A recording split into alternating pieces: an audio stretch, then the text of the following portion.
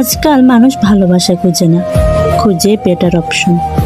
কিন্তু একটা প্রশ্ন, তুমি কি সত্যি ভালোবাসতে জানো?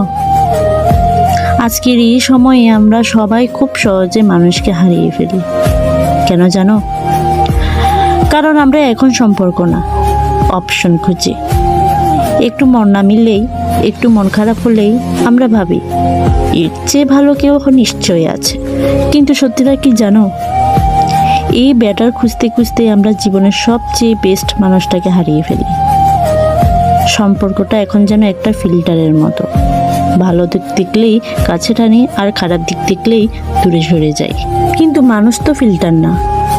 মানুষ মানে ভালো আর খারাপ মিলে একটা সম্পূর্ণ গল্প। তুমি যদি শুধু ভালো দিকটা চাও, তাহলে তুমি মানুষ না, পারফেক্ট ইলুশন খুঁজছো। একবার ভেবে দেখো, যে মানুষটা তোমার খারাপ সময়ে পাশে ছিল, তোমার কষ্টগুলো চুপচাপ শুনেছে, তোমার ছোট ছোট ভুলগুলো মেনে নিয়েছে, তুমি কি কখনো তার ভেতরে কষ্টটা বোঝার চেষ্টা করেছো? না। আমরা খুব সহজে বলে দিই সে আমার টাইপের না।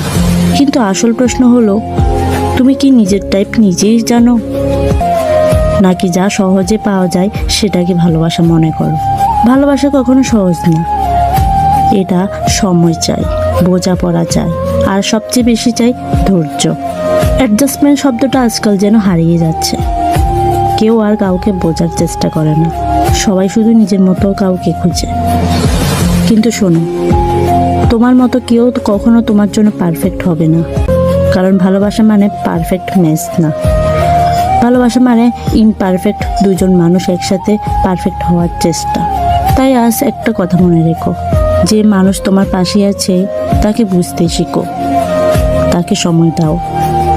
কারণ একদিন তুমি যখন সত্যিকারে ভালোবাসা খুঁজবে, তখন হয়তো সেই মানুষটা আর তোমার পাশে থাকবে না। ভালোবাসা কোনো খোঁজার খেলা না, এটা ধরে রাখার সাহসের নাম।